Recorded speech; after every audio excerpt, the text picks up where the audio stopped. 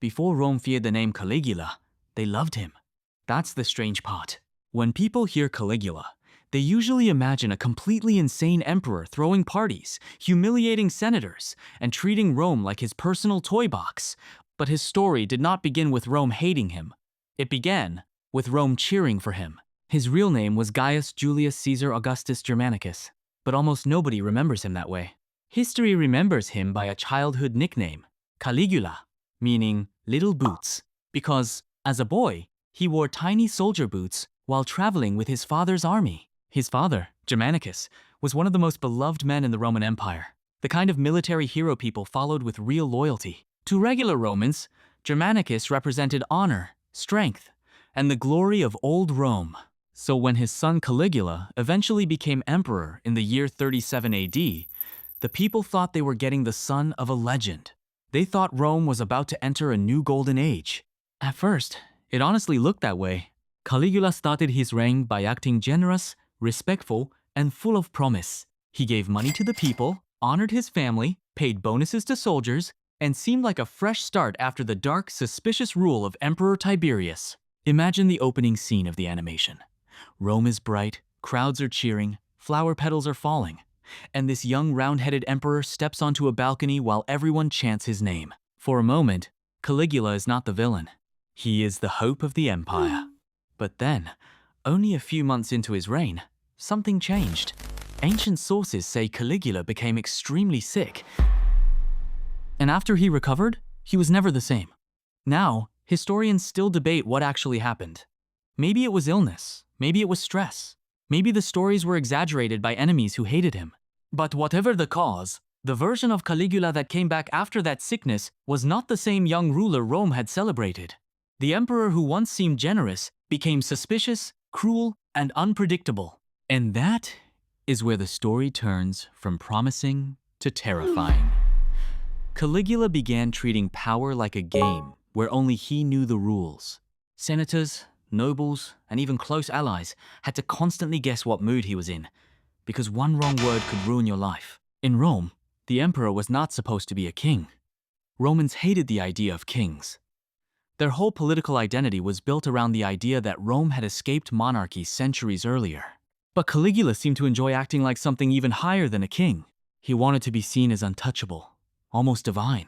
Ancient writers claim he dressed like gods, demanded extreme respect, and blurred the line between emperor and deity. In your animation, this is where the tone can shift. The golden palace becomes darker. The smiles of the senators become nervous. And Caligula's round little face stays calm while everyone else sweats. One of the most famous stories about him is that he planned to make his favorite horse, Incitatus, a consul, one of the highest political offices in Rome.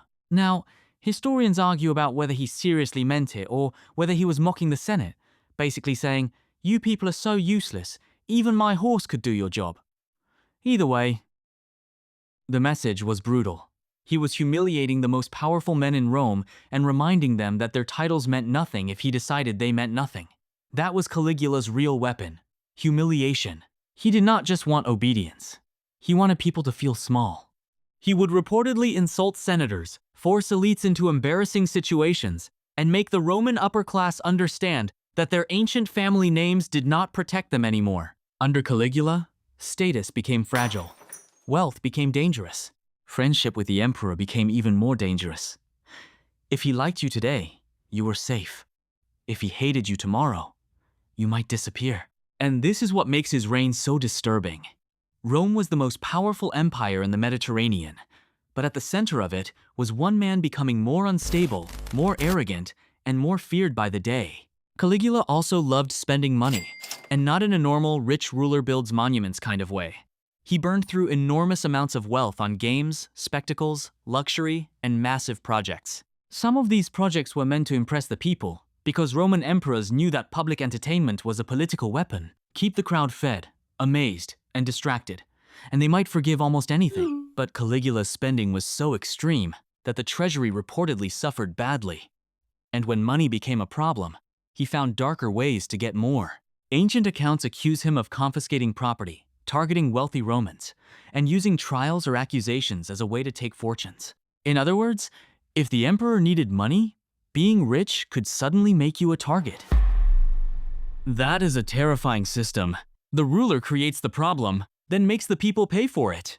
And while all this was happening, Caligula's public image became stranger and stranger. One of the most infamous episodes was his campaign toward Britain. He marched troops north as if he were about to launch a great military conquest, something that could make him look like a second Julius Caesar. But instead of a glorious invasion, ancient sources say he ordered soldiers to collect seashells from the shore as spoils of the ocean. Again, historians debate exactly what happened here. Maybe it was a symbolic punishment.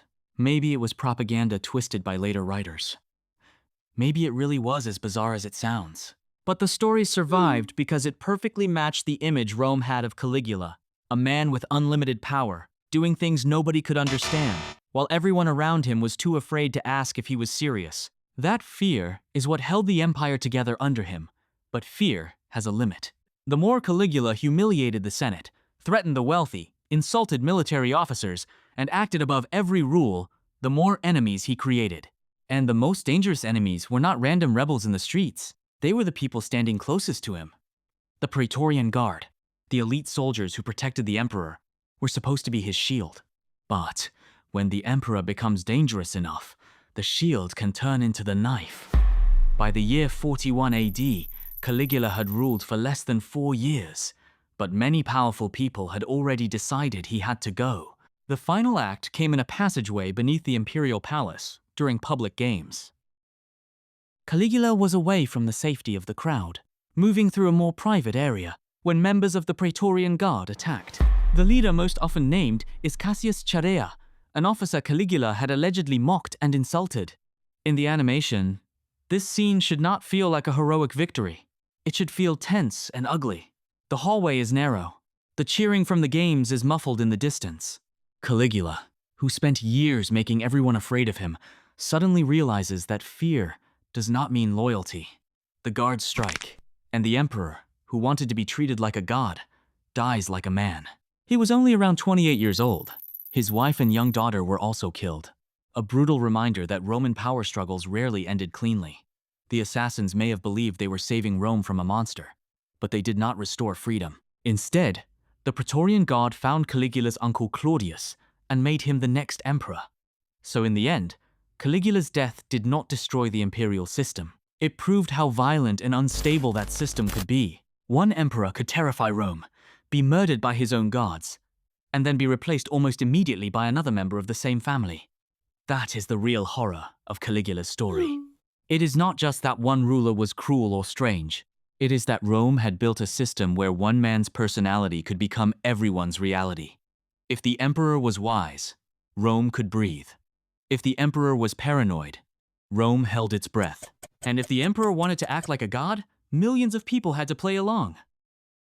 Caligula's reputation is tricky because many of the ancient sources were written by people who hated him or lived in a world where political enemies were often turned into monsters after death. Some stories may be exaggerated, some may be propaganda. But even if only part of the legend is true, Caligula became the symbol of what happens when youth, trauma, ego, wealth, and absolute power all collide inside one person. He started as Rome's favorite son, the little boot of the army camps, the child of a beloved hero, the young emperor everyone wanted to believe in. 4 years later, he was dead in a palace corridor, remembered not for hope, but for madness, cruelty, and the terrifying lesson that power does not always corrupt slowly. Sometimes, it only needs the right person, the right throne, and no one brave enough to say no.